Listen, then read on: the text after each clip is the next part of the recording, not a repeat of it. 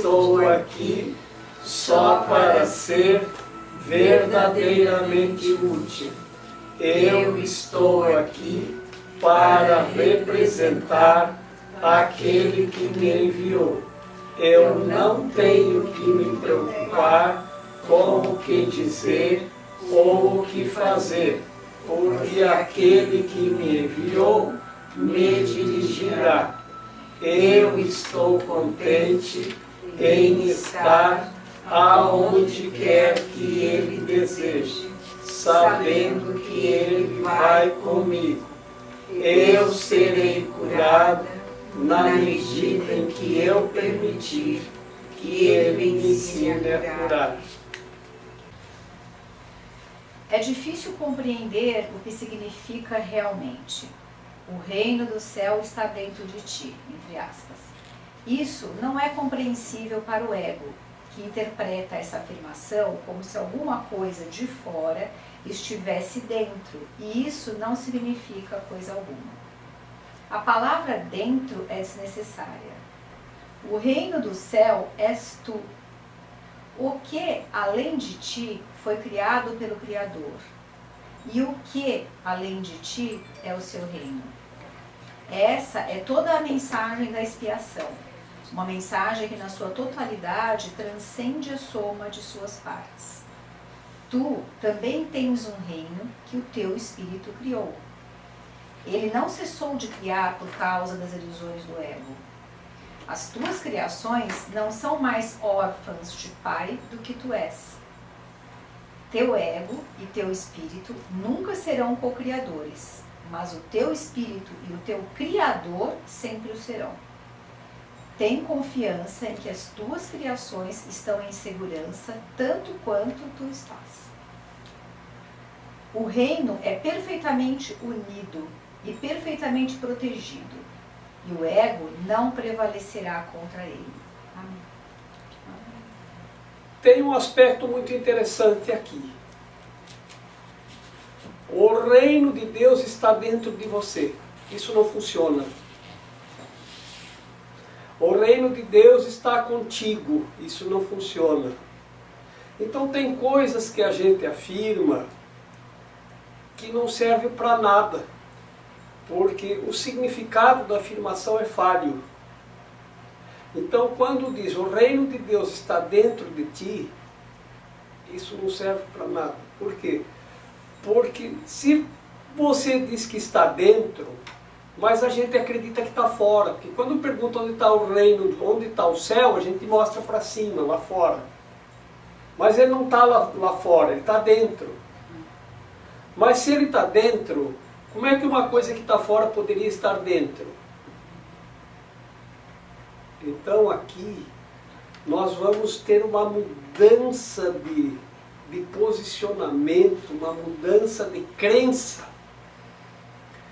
E vamos mudar para uma percepção real. A percepção certa. Por quê? Porque quando dissemos o reino está fora, o reino está em cima, o reino está dentro, isso é a percepção que vê dentro, fora, em cima, embaixo, de um lado, do outro. Isso são os sentidos da percepção que percebem assim. E nós não podemos ver e nem saber o que é o reino com os sentidos da percepção, que são os 5 sentidos, da visão, do tato, do paladar, do olfato, da visão. Nós não vamos conseguir ver o céu com esses 5 sentidos. Esses 5 sentidos são para perceber o mundo e não para perceber o céu. Então, quando nós reavaliamos isso e sabemos agora que ele não está dentro, não está fora, não está do lado, não está do outro, não está embaixo, não está em cima, tu és o reino do céu, isso muda tudo. Porque tu és a criação de Deus e Deus estende o reino ao criar, assim como nós estendemos também. Então, se eu sou o reino do céu, ele não está dentro, não está fora, não está do lado, não está do outro. Isso é uma mudança de percepção, isso é a percepção certa. Quando nós falamos no curso aqui, tem que levar a percepção para o nível percepção certa. Isso é a percepção certa. Perceber que nós não podemos perceber o reino do céu na posição em que estamos, porque nós dissemos que ele está em cima, ou dentro, ou fora, de um lado, do outro. E aí, nós nunca vamos conseguir entender. Então, agora que nós entendemos que tu és o reino dos céus, ele não está fora, ele não está dentro, ele não está. Tu és, eu sou o reino do céu. É isso que eu sou. Eu sou uma criatura de Deus, onde a essência divina todos nós temos, né? Nós somos. Nós somos. Nós somos a essência A divina. essência, pois é. Então o reino está. Ele não está, ele eu sou Eu sou o reino. o reino. Eu sou o reino, o poder e a glória de Deus para sempre. Eu sou o Filho perfeito de Deus. Eu sou a paz, eu sou a alegria, eu sou a felicidade, que são as características do reino. Está perfeito. Então nós vamos começar a observar no nível do nosso pensamento e da palavra e de como nós pensamos a respeito, para fazer uma transição da percepção equivocada para a percepção certa, que é a real, que é a do reino. A palavra real significa aquilo que é do reino. Então tudo que é do reino é real. Então a realidade é a verdade pura. E a verdade pura é que tu és o reino dos céus. Ele não está em lugar nenhum. Porque ele não poderia estar num lugar, nem dentro, nem fora.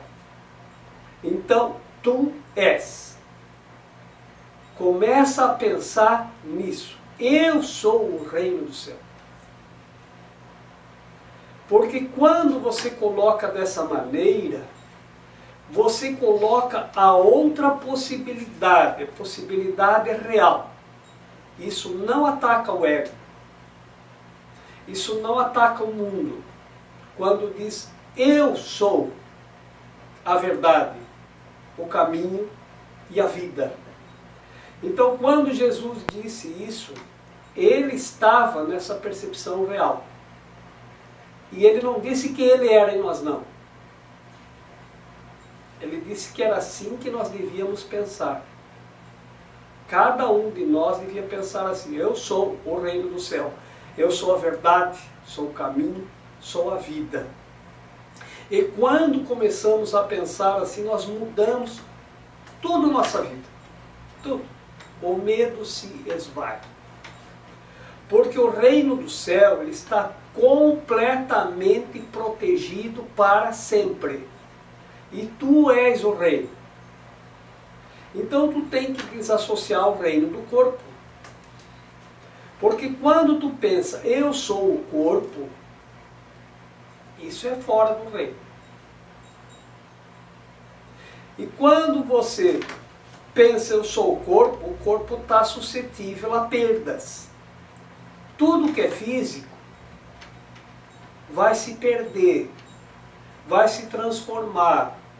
A forma física acaba, porque tudo se transforma, muda de forma. Então, quando viemos para cá, o corpo que assumimos foi mudando de forma. Ele muda de forma constantemente, ele vai mudando, muda a forma. Mas a mente não muda, só muda a forma física. E vai mudando como uma planta, que você lança semente, ela germina, ela cresce, ela dá frutos ou não, ela dá flores, ela dá beleza, ela dá sombra, né? Mas ela se transforma, ela envelhece e ela termina a forma que ela assumiu e volta ao pó. Dessa forma, se nós pensarmos assim, todo o medo se esvai. Eu sou o reino do céu. Então, já que hoje iniciamos a quaresma, que é a quarta-feira de cinzas, justamente todo ano nós propomos uma meditação. A meditação é você se lembrar de dizer a si mesmo e ao que está à sua volta, quantas vezes você puder, pelo menos 3 vezes ao dia, uma de manhã, uma meio-dia e uma à noite, no final da tarde, se puder mais vezes. Mas não esqueça de fazer isso todos os dias. Lembra que tudo que é pó, ao pó voltará. E o que é do céu, ao céu voltará. Então, eu sou, nem posso dizer que sou do céu. Eu tenho que dizer, eu sou o reino do céu. E é aí que eu tenho que estar. E não na forma que se transforma. Então, essa meditação, durante 40 dias, lembra que tudo que é pó, ao pó voltará. O corpo é pó e ao pó voltará. Então, uma vez por dia você para, olha para a parede e diz, essa parede é pó e ao pó voltará. Aí você está vendo com a percepção certa. O meu corpo é pó e ao pó voltará. O meu celular é pó e ao pó voltará. A almofada é pó e ao pó voltará. Esta mesa, e vai lançando um olhar, como a gente faz os exercícios do curso em milagres, que a gente continua fazendo, mas vamos fazer durante 40 dias mais este. Todos os dias a mesma coisa. Lembra que tudo é pó e ao pó voltará. Tudo que percebo é pó e ao pó voltará. Mas aí você vai citando. Essa cortina é pó e ao pó voltará. Tudo que você vê à sua volta, ocasionalmente, olha para o lado, o ar-condicionado é pó e ao pó voltará. Então, isso vai colocando a nossa percepção no nível certo. E tu pode, inclusive, acrescentar, eu sou o reino dos céus. Este corpo é pó e o pó voltará. Eu sou o reino dos céus. Essa almofada é pó e ao pó voltará. Eu sou o reino do céu. Então, o que vai acontecendo? Você vai treinando a mente para saber que tudo que tem aqui volta ao pó. Aí quando o teu celular quebrar, isso não vai te afetar, não vai te abalar, nada. Porque tu já sabia que isso é pó e ao pó voltará. Quando o carro enferrujar, tu já sabia que isso era pó e ao pó voltará. Agradece pelo tempo que ele te serviu e te foi útil. E se despede em gratidão, com muito amor, de tudo. Até do próprio corpo, quando ele resolver, quando você resolver, porque o corpo não resolve nada, que o corpo já pode voltar ao pó. Porque ele já te serviu, já foi útil, e tu não precisa mais dele. Não está mais preso a ele. Então você vai se desprendendo da forma. E aí você vai acreditando cada vez mais no reino do céu. Agora, isso de dizer, essa meditação, eu sou o reino do céu, isso não quer dizer, opa, então eu tenho que me desprender do corpo e de todas as coisas. Você vai se desprender, mas não vai ficar sem. Você vai desprender do medo de que possa acontecer alguma coisa com aquilo. E se acontecer, e um dia vai acontecer, isso não vai te causar nenhuma dor, nenhum sofrimento, nenhum sentimento de perda, de mágoa, de nada. Pode fazer essa meditação com tudo que você gosta. Então vai lá no teu, aquele objeto que você ama tanto. Ah, esse objeto é tão lindo, eu trouxe ele, não sei da onde, eu estou há anos cuidando dele, limpando, tirando pó, organizando. Esse eu ganhei de não sei quem, vai lá e diz para o objeto, eu sei que tu é pó e o pó voltará. E o dia que tu voltar, eu vou ficar muito grato pelo tempo que você esteve aqui comigo e que me trouxe esse contentamento de compartilhar comigo esse tempo em que eu estive contigo. É assim, vai deixando fluir. Tá? Porque quando acontecer, aconteceu. É pó. Então, aí não tem mais medo de nada. Porque se tu é o reino do céu está em perfeita segurança. E você não tem que temer nada. Em momento algum. Coisa alguma. Porque não importa o que aconteça, tu és o reino do céu e o reino do céu está totalmente protegido.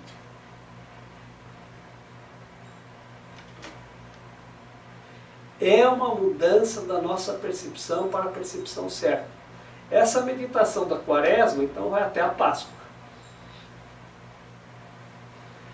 Eu entendi essa meditação e a Quaresma e a igreja da minha formação, a igreja católica, ela então na quarta-feira de cinzas, a gente ia na missa de cinzas e o padre botava um pouquinho de cinza aqui, por isso que nós chamamos aqui o terceiro olho, aqui bem entre as sobrancelhas, nesse ponto, e dizia isso, lembra-te que és pó e ao pó voltará.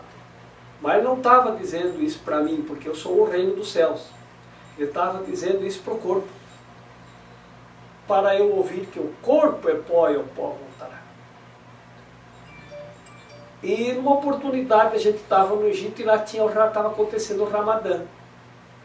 E durante os 40 dias do Ramadã, que também é uma quaresma, 40 dias é uma quaresma, né, eles não comem nada depois que o sol nasceu e nem antes do sol se pôr. Nada de nada de nada. E eles enfeitam as cidades com luzinhas e tudo, e se presenteiam como nós fazemos no Natal, durante os 40 dias. Então é muito bonita essa época do Ramadã, nos países muçulmanos. E aí, eu perguntei lá eles não botam nada na boca, nem água, e eles fumam, os que fumam, nem cigarro. Então eu perguntei, mas você não come nada mesmo esses 40 dias? Não. E nós fomos almoçar, e a Rada, a nossa guia, estava conosco. E nós estávamos no restaurante, ela sentou bem do meu lado e ficou conversando comigo. Aí eu disse, Rada, eu não vou conseguir almoçar com você, sabendo que você está no Ramadã e não pode comer. Você não fica com vontade de comer, vendo eu comer aqui do teu lado? E ela disse, não, eu faço isso na minha vida toda. Não tem problema nenhum. Se você não se importa, eu gosto de estar aqui com vocês, conversando, enquanto vocês almoçam. Eu não tenho desejo, eu não tenho fome, eu não tenho nada. Eu vou comer depois do sol se pôr. Antes não. Muito tranquilamente. Tá bom. E por que vocês fazem isso? E agora vem a grande chave. Porque os 5 sentidos podem nos dominar. A gente se deixa dominar pelo paladar, pelos aromas, pelos toques, pelo tato, enfim, pelos 5 sentidos. E nesses 40 dias nós treinamos para a mente dominar os 5 sentidos e não se deixar dominar por eles. E nós nos fortalecemos, até porque lá todos dão o dízimo. Todos, sem exceção, dão o dízimo. Então, 40 dias é algo um pouquinho a mais do que o dízimo de um ano. E esse dízimo, ele nos fortalece para o ano todo. Então, nós aprendemos a dominar o que entra na boca e o que sai da boca também. Então, nós cuidamos muito com o que sai da boca. E a gente estava no aeroporto e o avião atrasou alguns minutos. Tinha uma moça bem jovem que estava lá. Ela falou 4 palavras. 3 foram palavrões bem decadentes, assim, vou dizer. Porque o avião atrasou. Estava atrasado alguns minutos. Aí você imagina como a gente não cuida o que sai da boca. E a gente também não cuida o que entra na boca. Então, o jejum, ele é interessante para a gente aprender a comer o necessário, nunca passar fome. Passar fome não é jejum, é outra coisa. Jejuar não é impor sacrifício ou sofrimento ao corpo, porque o sofrimento é do ego, não é do espírito. O espírito é alegria, é abundância, é felicidade.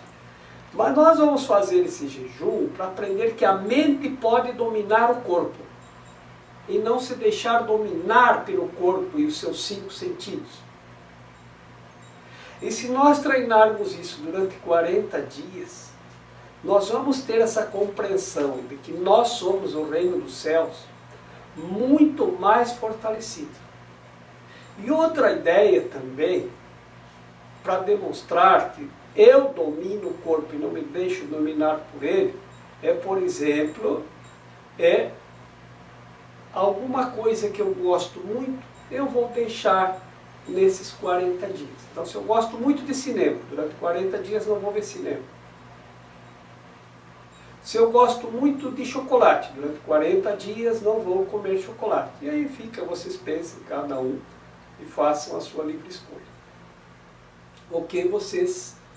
Isso é a abstinência, é abster-se de um item. Escolha um item para abster-se durante esses 40 dias. Para vocês se darem conta como os sentidos do corpo nos dominam. Porque o corpo vai pedir. E você vai dizer, não, estou na quaresma. Durante 40 dias isso não tem. Você vai se centrar mais em si para dar-se conta de que eu sou o reino do céu. E não me deixo dominar pelas coisas do mundo. Porque isso funciona assim. Ou você domina, ou você é dominado.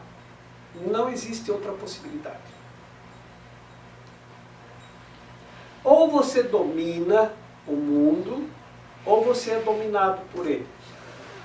E o reino dos céus, que tu és, não pode se deixar dominar pelo mundo, porque isso é trocar o céu pelo mundo. Então vamos não entrar em conflito com nós mesmos, que é a nossa parte ego, né? Que se aproveita desse conflito de dizer, o reino do céu está dentro de você. Isso é fantástico dizer, porque não serve para nada. Porque a gente sabe que não está dentro, porque não está fora, porque não está em cima, porque não está embaixo. Porque eu sou. Agora mudou tudo.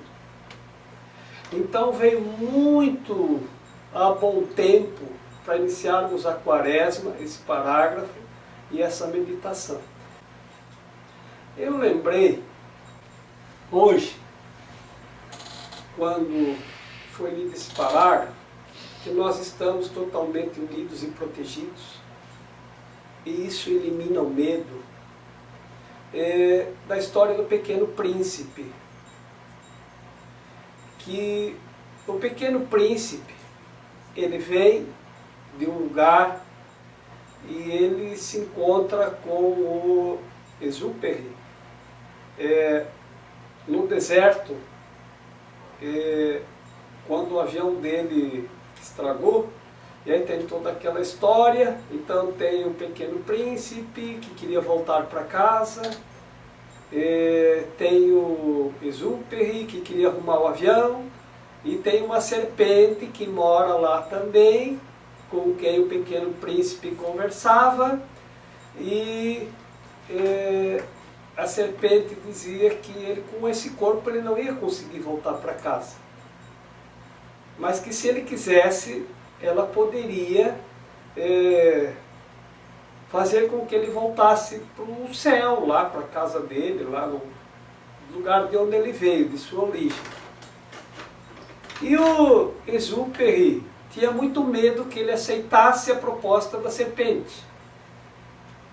E por fim, o Pequeno Príncipe viu que esse mundo aqui não tinha graça e que aquele corpo também não não era a felicidade dele, e um dia o Exúperi foi atrás dele e a serpente tinha picado ele e ele tinha retornado.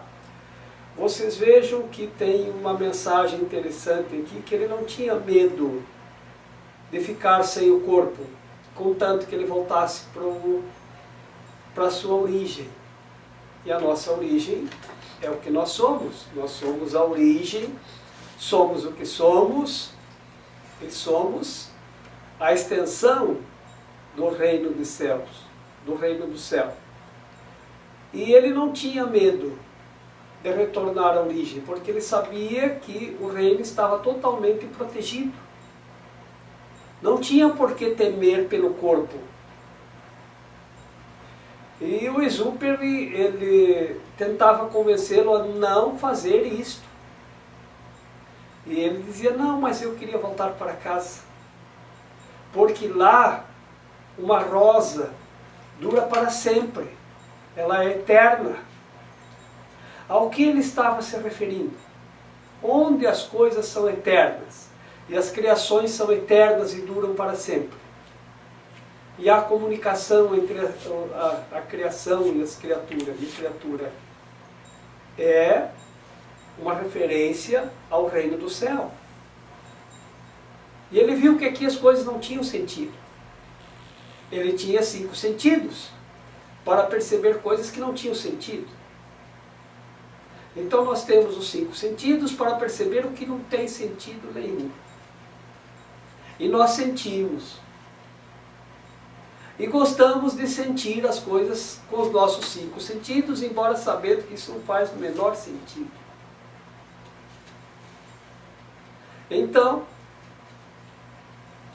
ele se deixa levar pela serpente e em gratidão à serpente que o ajudou a abandonar o corpo e retornar para o reino do céu. Então, nessa historinha, é realmente o retorno ao céu que o pequeno príncipe vai. Por que príncipe?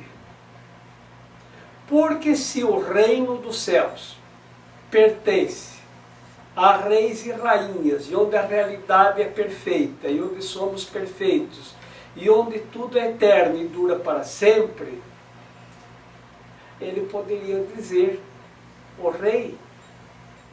Mas como o corpo era pequeno, ele se referiu como sendo o pequeno príncipe, que em sua inocência, em sua pureza, nos deu um perfeito exemplo de desprendimento, porque ele queria voltar para o reino de onde ele veio. Aqui nesse caso, tem um aspecto interessante que a serpente fez a correção, né? Porque no livro do Gênesis, a serpente é que provocou a queda. E ali a serpente se redimiu, fez a expiação. Provocou a ascensão. Ele provocou a ascensão, a volta ao reino. Talvez por isso na Índia, as pessoas não matam as serpentes. Elas se deixam picar, mas não matam. E as pessoas que são mordidas por cobras, e lá tem a naja, né, que é bem venenosa, né, para o corpo, eles não precisam passar pela cremação. Eles são considerados, tipo assim, cumpriram o karma, cumpriram a expiação. Então, estão liberados, podem ir para o céu direto. Porque a cremação ainda é para a pessoa se liberar do corpo, para ela não ficar presa à ideia do corpo. Porque o corpo é a tentação, né? A tentação de estar no corpo. Então o pequeno príncipe também ele teve a tentação do corpo. E ele veio para o corpo.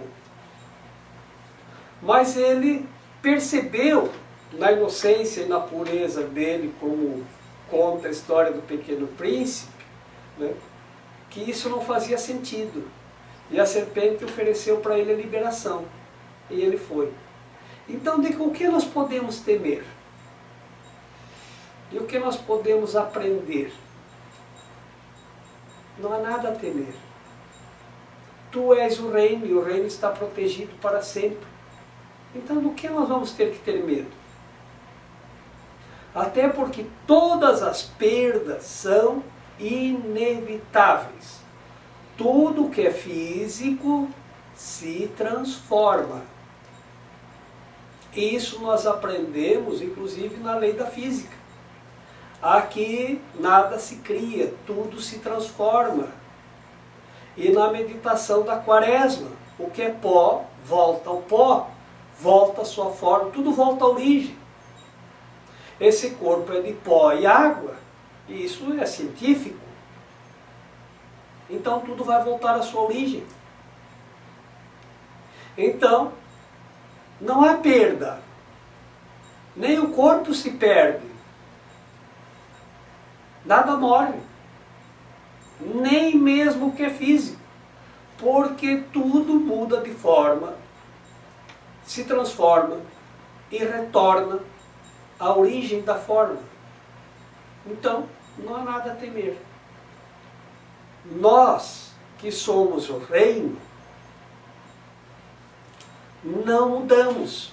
E as nossas criações, elas estão seguras e guardadas o tempo todo. E nós já falamos a respeito do que é criar.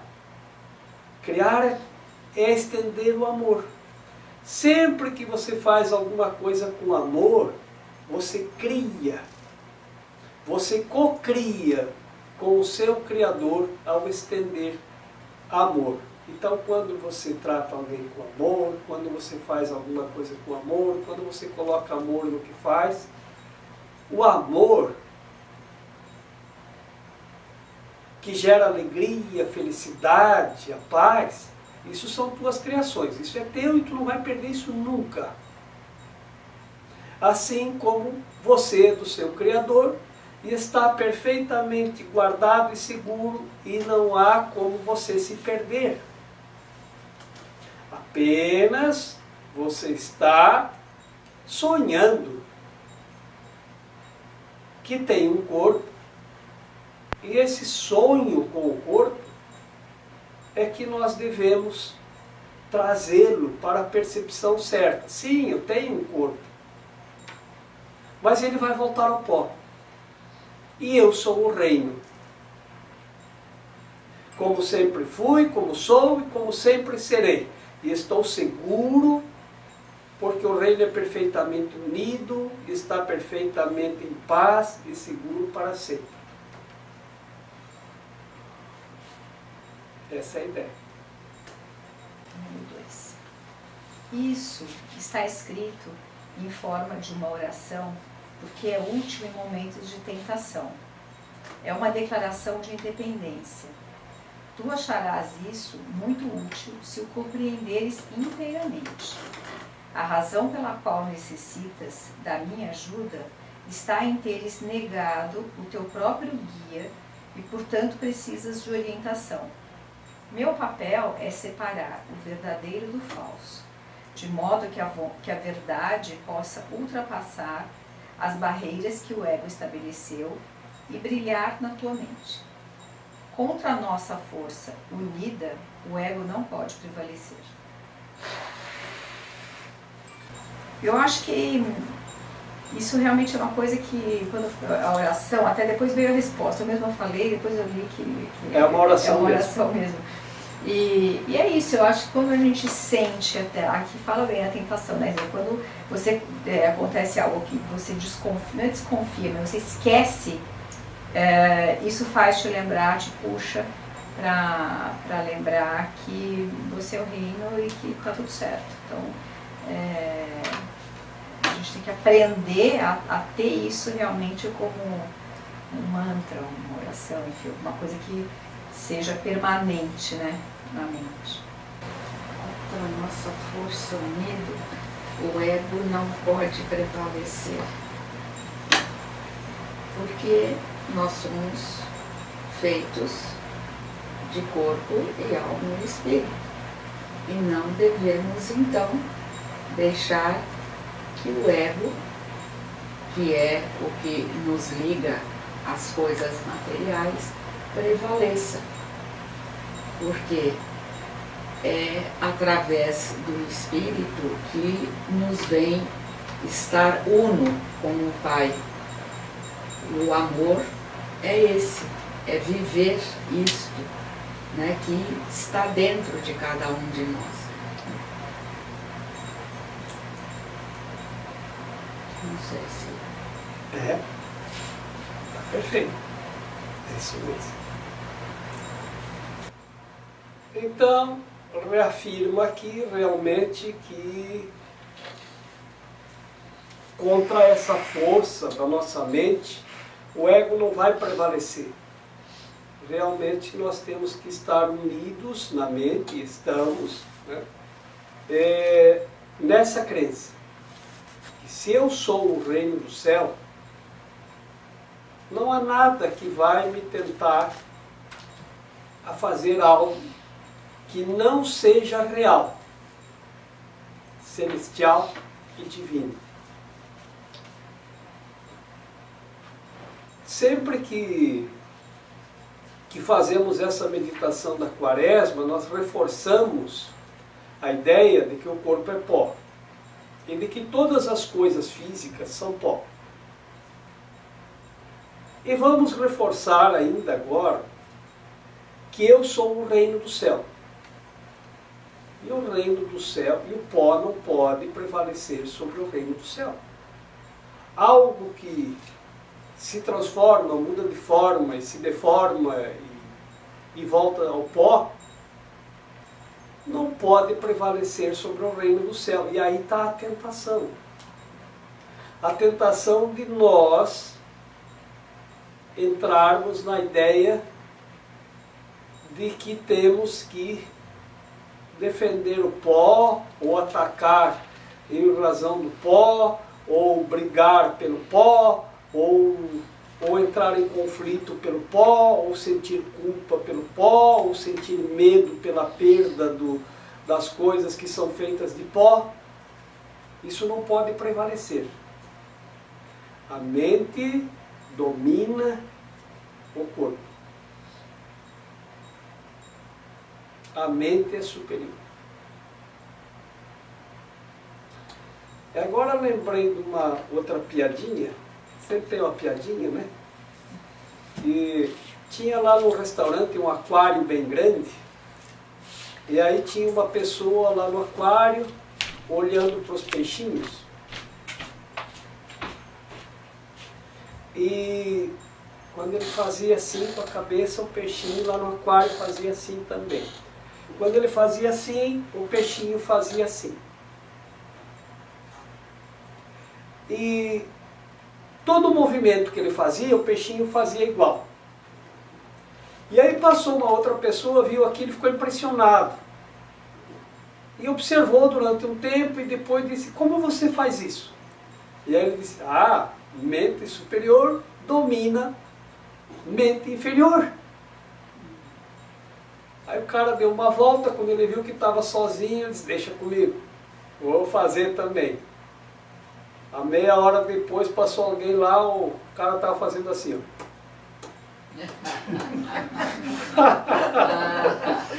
A mente superior era do peixe. Do peixe.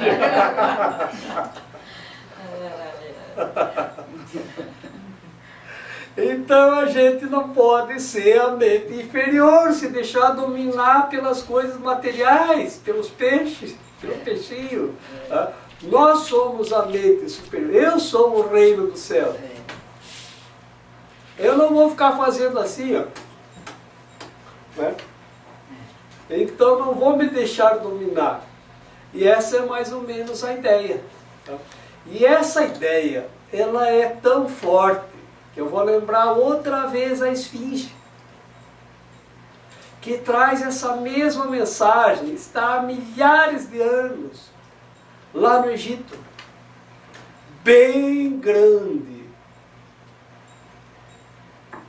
trazendo essa mensagem. de que a mente deve dominar o corpo e não se deixar dominar por ela.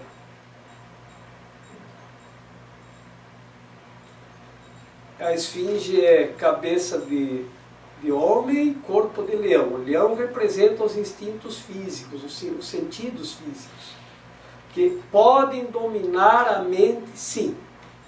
E a cabeça representa a mente, que tanto pode se deixar dominar pelos instintos físicos ou pode dominar os instintos físicos. Jesus disse: bem-aventurado o leão que se torna homem, quando consumido pelo homem. Maldito o homem que o leão consome, e o leão torna-se homem. Obrigado.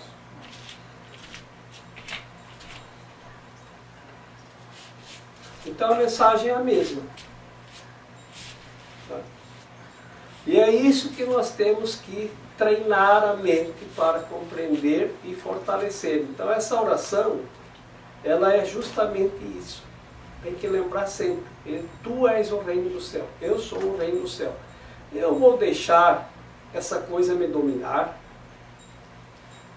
Não vou, né? Não vou. Nada pode me dominar. Eu não vou sair por aí fazendo, né? É isso que a gente faz quando deixa o que é inferior a nós nos dominar. Tá? Essa é a ideia. Tá? Veja, a gente precisa de orientação porque negamos o nosso guia. Por isso que precisamos da orientação. Senão não precisávamos. Negar o próprio guia é quando a gente se separou? É. Tá. Tá. Então, por exemplo, vou citar aqui uma lembrança da minha infância. Tá? Nós não tínhamos psicólogos, nem terapeutas, nem psiquiatras na pequena cidade onde eu nasci. E como nós éramos católicos, e católicos eram a maioria, embora tivesse, eu acho que mais uma igreja lá, mas eram poucos adeptos proporcionalmente aos católicos, que eram a maioria. Então, aonde que as pessoas iam quando precisavam de orientação? Na igreja. No padre, em conversar com o padre. Tá? Então buscavam orientação, porque quem está conectado ao Espírito pode orientar. E o padre era a pessoa que mais estava conectada ao Espírito. Por isso ele podia orientar. Mas você também poderia estar, se não tivesse negado o guia. E a desorientação, essa palavra Oriente e Ocidente, também tem origem no Egito, porque de lá vem a ideia de que o Oriente é o lado oriental do rio Nilo, onde eles construíram os templos. E o Ocidente, eles construíram os necrotérios. Os necrotérios, o lado ocidental era considerado então o Vale de Lágrimas ou o Vale da Morte.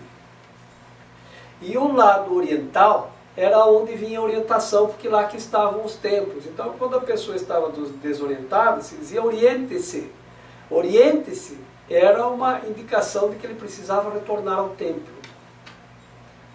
Então, retornar ao templo não significa necessariamente que alguém tem que dizer para você o que fazer, porque a orientação de quem orienta vai ser esta: volte para o templo. E se o reino dos céus, e se o templo é a porta para o reino dos céus, o templo vai dizer exatamente essa mensagem quando você buscar orientação: tu és o reino do céu. Mas como nós nos perdemos do nosso guia, então nós ainda precisamos de alguém que esteja mais conectado para nos orientar. Naquele tempo era padre. Hoje as pessoas andam muito desorientadas porque buscam orientação em qualquer lugar. E às vezes quem orienta tampouco está orientado para poder estender a orientação. E às vezes, quando a pessoa busca orientação, e a orientação diz algo que contraria o que ela quer fazer, ela sai contrariada. Diz que isso ela não vai fazer. Isso é um absurdo. Por quê? Porque contraria o que ela quer, porque ela ainda quer as coisas do mundo. Então, em determinados momentos, a pessoa faz, ou ela quer uma orientação para a situação em que ela está vivendo, que ela está, vamos dizer assim, dominada pela ideia dos 5 sentidos, né? E ela quer uma orientação para poder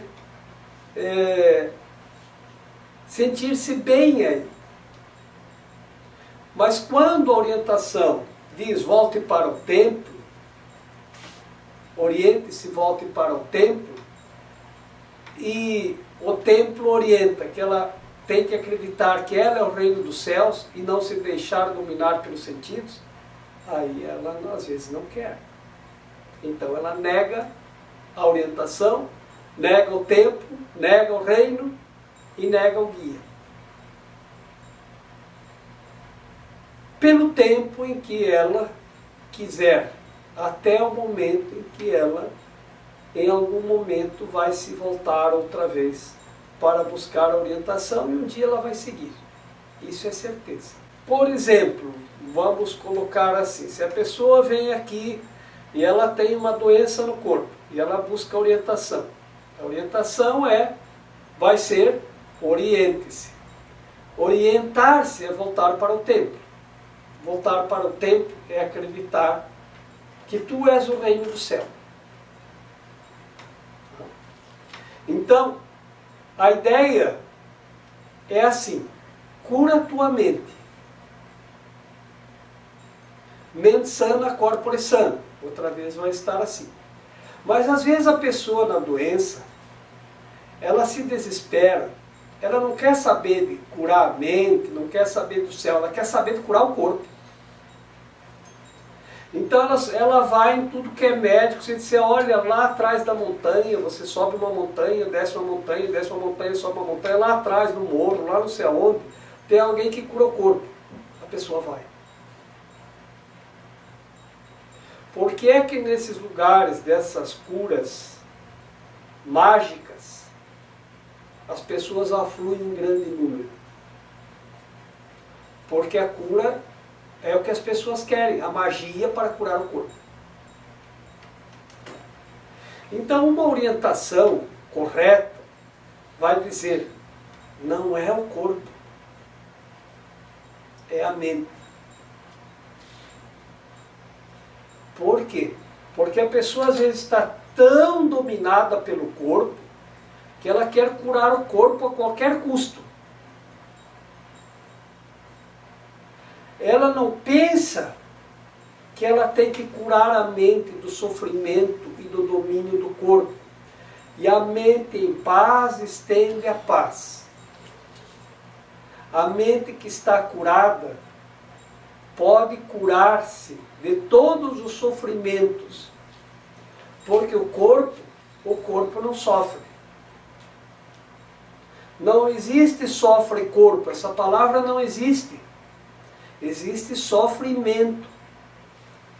Então, se você está sofrendo, tem que curar a mente e não o corpo, porque o corpo só reflete o sofrimento da mente. É ali que tem que estar a cura. Mas então, se eu curar a mente e for feliz, o corpo não vai ficar doente, não vai morrer? Olha, vai igual, porque tudo que é pó volta ao pó. Mas você vai estar feliz. E se você curou a mente, você não vai continuar em sofrimento no purgatório. A sua mente pode ir para o céu, mas não enquanto você tiver sofrimento. Porque o sofrimento não entra no céu. Só entra quem está em paz, feliz e curado. Curado é estar são, saudável. Por isso, santos. os santos ou a santidade. É são. Santidade é o estado de estar são, de estar curado. Isso não tem nada a ver com o corpo.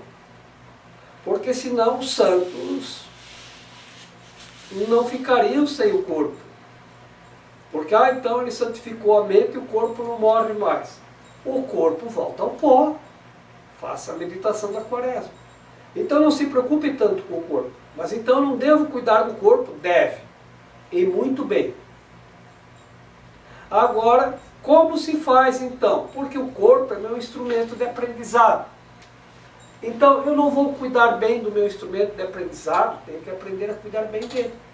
Então o que eu vou fazer? Se tem alguma coisa que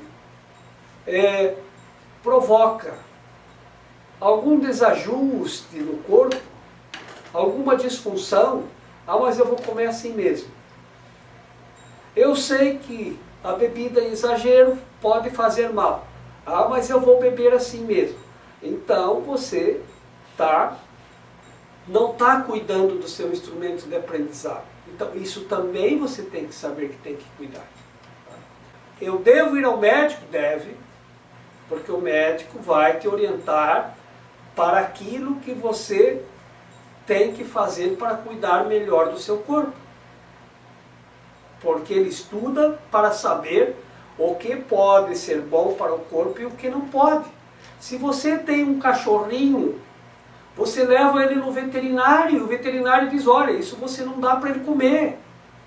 Não deixa o cachorrinho tomar cachaça, que faz mal.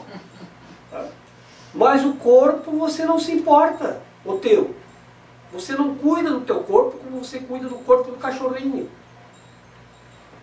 Eu não cuido tanto do meu corpo quanto eu cuido do meu celular, do meu carro. Não vou deixar o meu celular ficar molhado, porque senão ele pode dar defeito. Mas o meu corpo, esse deixa. Então você não cuida. E aí pode vir as consequências. Ele pode dar defeito. Assim nós temos que cuidar de tudo. Tudo que está à nossa disposição está aqui para ser útil. Então eu tenho que cuidar. Se eu tenho um celular, eu tenho que cuidar dele. Porque ele me foi dado para ser instrumento de aprendizado. E como instrumento de aprendizado ele é útil. Eu não vou descuidar dele. Tudo que está comigo eu tenho que cuidar. Então se eu tenho uma plantinha na minha casa, eu tenho que cuidar dela. Ou então não tenha. Então se você tem um corpo, você tem que cuidar. Ou então não tenha. Tudo você tem que cuidar. Mesmo sabendo que tudo vai retornar ao pó. Tem que cuidar assim mesmo. Quando retornar ao pó, você devota tua gratidão pelo tempo que te foi útil. E não perde a tua alegria, a tua sanidade. Não fica insano ou doente, ou entra em estado de sofrimento, porque alguma coisa não aconteceu como você queria, porque o celular foi antes da hora. Nada vai antes da hora, tudo vai alguma hora, não tem antes ou depois. E assim também é com o corpo. Agora, aquele que alcança esse estado de sanidade na mente ou de santidade, ele não deixa de cuidar do corpo, ele cuida mais ainda. Cuida mais do que nós, porque ele sabe da importância do instrumento de aprendizado que ele tem. E para que o instrumento serve? Qual a função do corpo? Ele sabe a função correta de tudo. Isso é a percepção real. A percepção certa de tudo que existe. E assim, uma vez que nós temos a percepção certa, nós também percebemos que tudo que é pó, ao pó retornará. Mas eu não sou o pó. O corpo é. Então, eu sou o reino do céu. Então eu cuido do corpo, vou cuidar bem dele, mas eu não sou o corpo, eu sou o reino do céu. De formas que, se o corpo vira pó, não fui eu que virei pó, foi o corpo. Como disse o poeta dentro de um avião, né? Se o avião cair, o problema é dele, eu vou continuar voando. Então, se o corpo vira pó, o corpo vira pó, eu não. Eu vou continuar no céu. E esse estado de céu que a gente busca é isso. Da paz, da felicidade intensa, não importa o que acontece. Ah, estragou uma coisa. Arruma, mas não sofre. Ou compra outra, mas não sofre. Ou fica sem, se não puder arrumar ou comprar outro. Mas não sofre. Não vai sofrer e nada te faltará. Então ficou sem o celular, você não vai sentir falta do celular. Ah, sem o celular a gente não pode viver. Outro dia alguém queria vir aqui na livraria e não sabia o endereço. Disse, põe no GPS aí, o que você acha? Ah, é mesmo, a gente não é nada hoje sem o GPS, a pessoa me disse. Puxa vida. A gente não é nada sem GPS. E o GPS não é nada, então logo a gente não é nada. Não é nada mesmo, né? Pois é, porque a gente não é nada sem GPS, a gente não é nada sem celular, a gente não é nada. Que afirmação é essa? O GPS ainda é alguma coisa, eu não sou nada. Né? O GPS é mais que eu. Então vejo como as pessoas expressam o que elas são. O GPS é útil para nós, mas eu não sou nada sem o GPS. É de parar para reavaliar o que a gente pensa a respeito do que somos, né? De quem somos. É assim que nós estamos. É assim que nós estamos. Lá onde a gente foi, lá a gente ficou esses dias todos sem celular. Que beleza! A gente é tudo sem o celular. Continua sendo. E com o celular também, a mesma coisa. Não mudou nada. A gente teve mais paz, mais descanso. Porque essas coisas ocupam a gente. Ocupam. É como você ter um cachorrinho. Ah, vou ter um cachorrinho. Ai, que legal ter um cachorrinho. Você vai ocupar parte do teu tempo para cuidar do cachorrinho. Ah, eu vou ter um celular. Agora você vai se ocupar para cuidar do celular. Então, cada coisa a mais vai ocupando mais tempo da gente. Então, ficar sem algumas coisas, a gente tem que avaliar o que é útil, se nós estamos usando isso para alguma, se isso tem alguma utilidade real para a gente. Tudo é útil. Não tem nada que não seja. Mas avalia se aquilo que você tem está sendo mais útil ou está sendo mais inútil, para você não ficar preso a nada. Então o que é útil, você pode usar com certeza. O seu corpo tem que ter utilidade para você se você usar ele na função certa. Se usar ele com a função equivocada, aí não é útil. E aí traz sofrimento. Se usar ele na função certa, é útil e traz alegria, paz e felicidade. Tudo é assim. Tudo, o corpo, os objetos, tudo que nós temos, tudo que nós percebemos. Então não tem nada que seja inútil. Tudo tem uma função e uma utilidade. Se utilizado na função certa, corretamente, está perfeito. Se der uma errada, aí já aquilo vai trazer incomodação. Não podemos ser dominados pelas coisas materiais, né? Exatamente. Nós é que temos que ter domínio sobre elas. Isso, perfeito. Resumiu corretamente. Com toda a certeza, é evidente agora a razão pela qual o ego considera o espírito como inimigo. O ego surgiu da separação e a continuidade da sua existência depende da continuação da tua crença na separação. O ego tem que te oferecer algum tipo de recompensa pela manutenção dessa crença.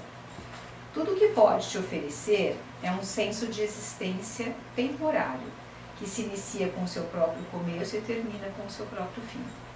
Ele te diz que essa vida é a tua existência porque é sua própria. Contra esse senso de existência temporário, o Espírito te oferece o conhecimento da permanência e do que é inabalável.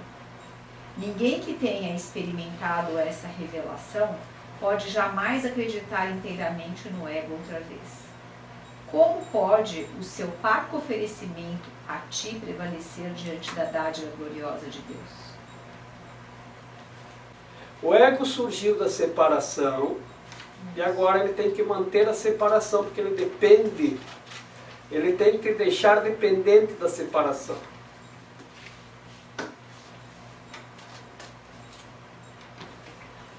Eu não sei se eu vou conseguir, mas vou tentar aqui fazer uma exemplificação. O ego é como um amante. Ele surge da separação. E aí ele tem que manter a separação para se manter. Então ele vai tentar te oferecer tudo que pode para manter-te separado. E para fazer com que você se separe definitivamente.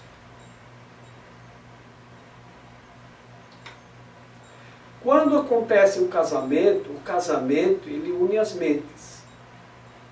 E a gente casa porque se julga feliz no casamento, porque acredita na felicidade, no amor e na felicidade. Quando acontece a separação, é porque nós deixamos de acreditar. E depois nós temos que manter e justificar a separação.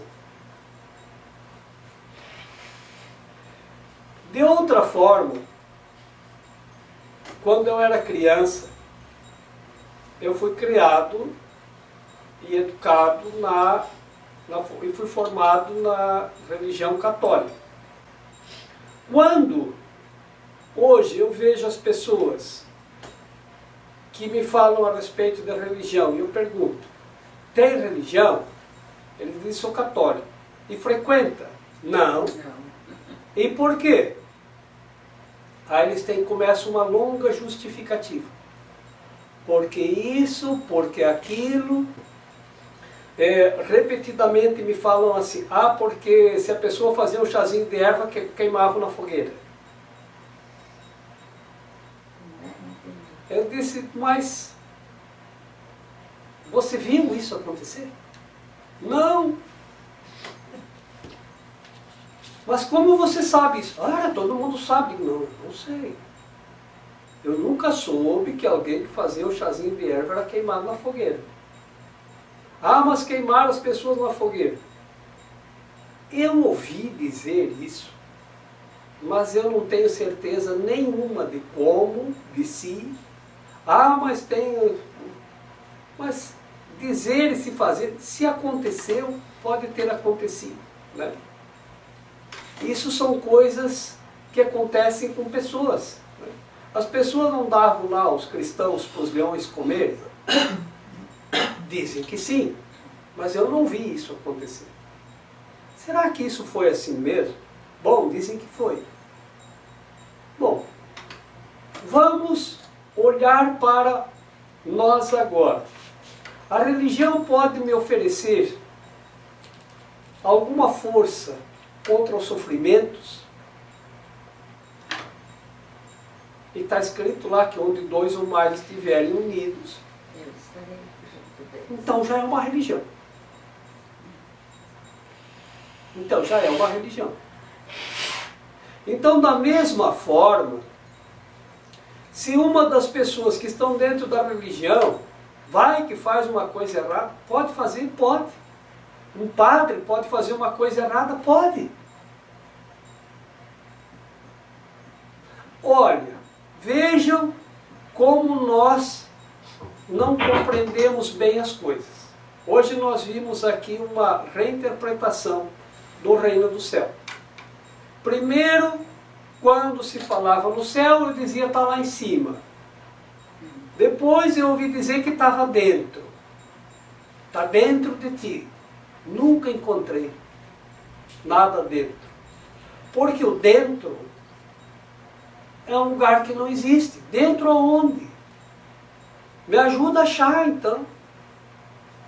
Abre o peito, tenta achar, não encontra nada. Então não está lá dentro. Não está. Então aonde que está? Está em cima. Lá fora. Mas eu não vejo, não sei, não está. Então não está.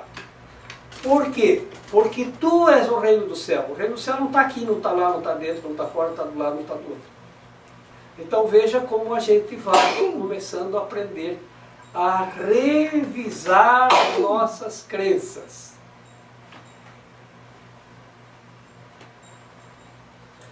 A reformar aquilo em que nós acreditamos de forma equivocada. Então, o que estamos vendo aqui? Se o padre comete um erro, nós queremos condenar e castigar o padre. Agora é assim, a religião prega o castigo e a condenação? Não. O perdão e o amor, é isso que ela faz. Então, quando uma pessoa vai confessar, o padre diz, bom, meu filho, porque você roubou a fruta do vizinho, você vai ser condenado, castigado, vai para o inferno. Ele diz, ótimo. Então, ele dá a bênção,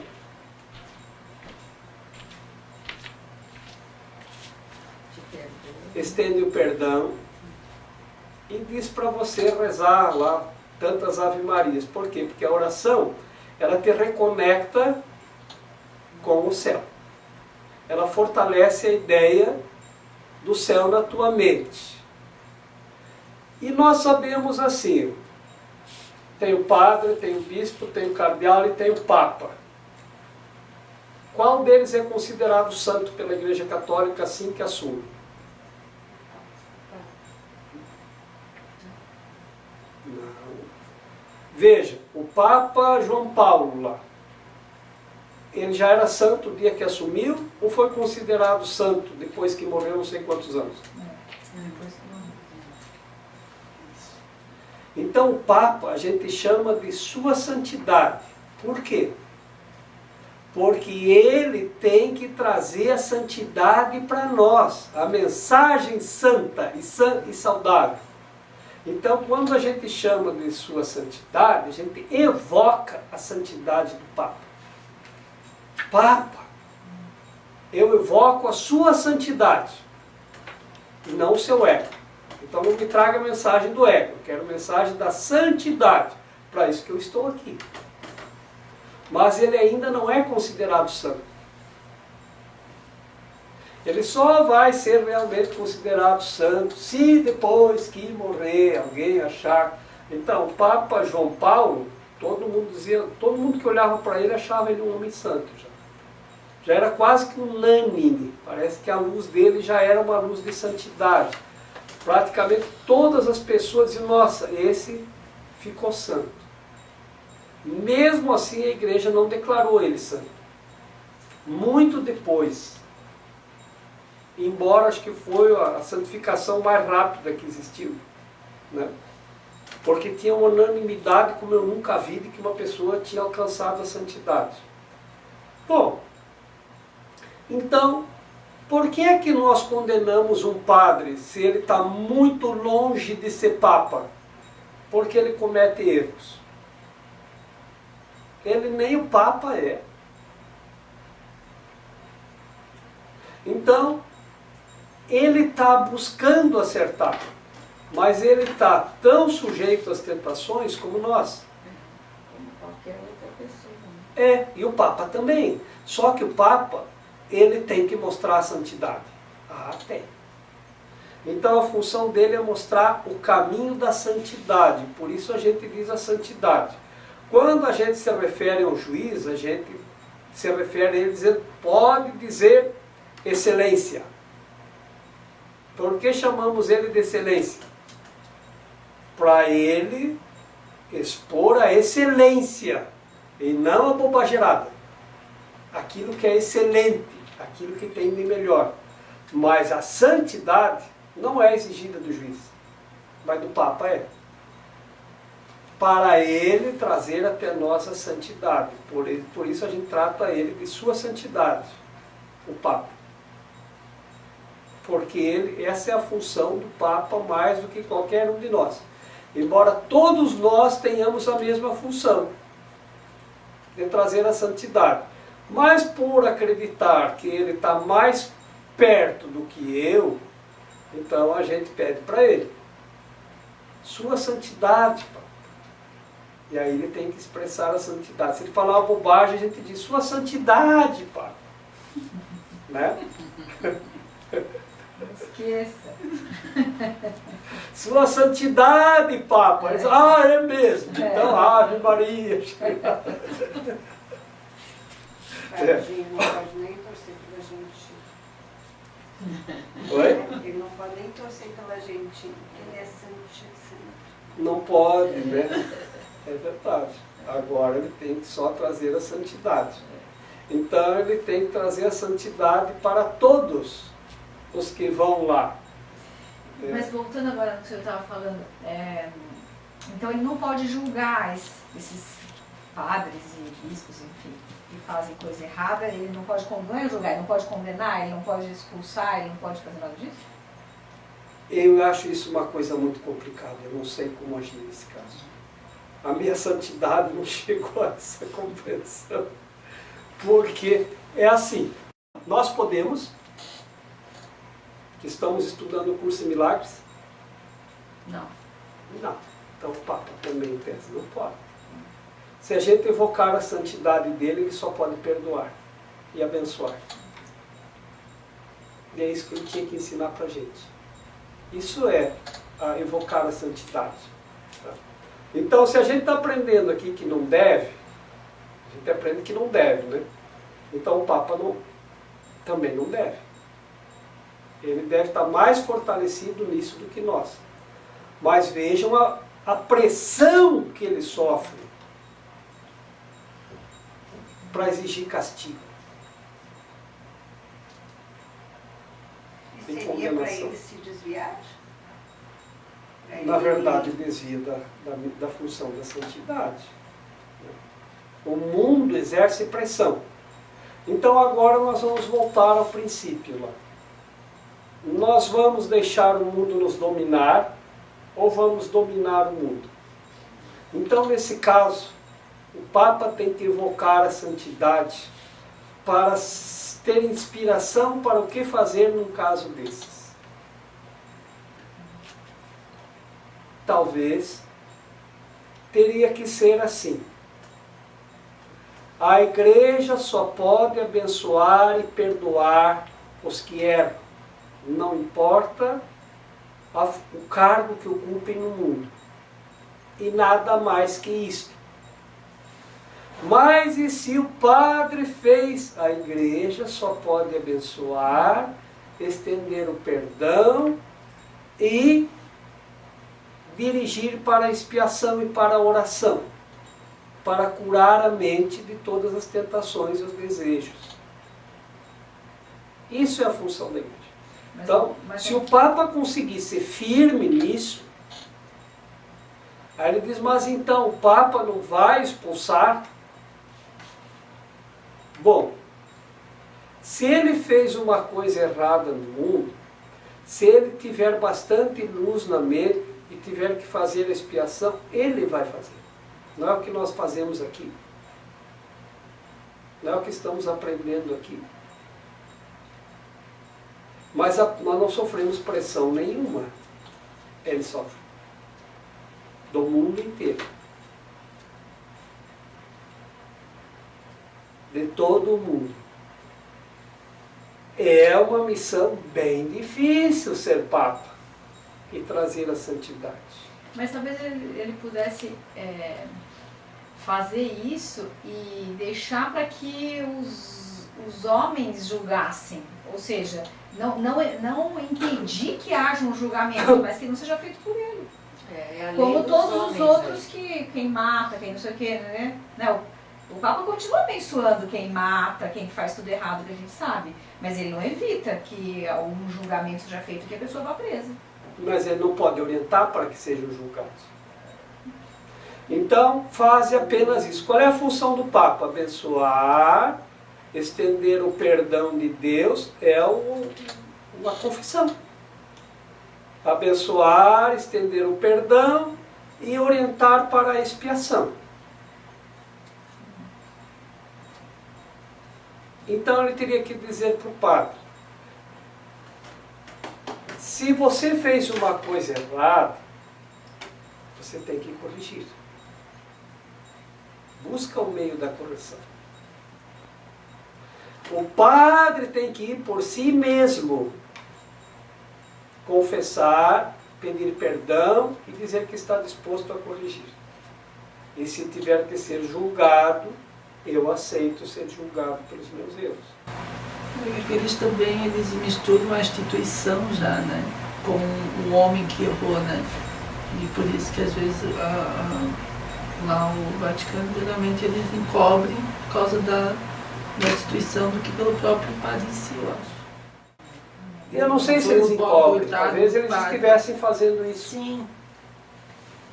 Então isso não é Sim. encobrir. Não, mas isso é o que vem pra gente, onde fomenta também toda essa discórdia. Mas é complicado, assim. Isso. Porque o padre, ele se confessa com o bispo. Uhum. Tá? Então, se o bispo não vai lá denunciar, não é que ele está encobrindo. É assim que parece para o mundo. Sim. Que o bispo acobertou. Mas o bispo não acobertou, ele ouviu a confissão, porque a confissão como é que se diz? Não pode ser... Não, mas a confissão é um... Tem É um sacramento. Sacramento. É inexpugnável, né? Não pode expor. Isso. E o padre também não pode servir de testemunha e não pode denunciar ninguém que se foi confessar com ele, não é isso? O bispo também não pode. Sim.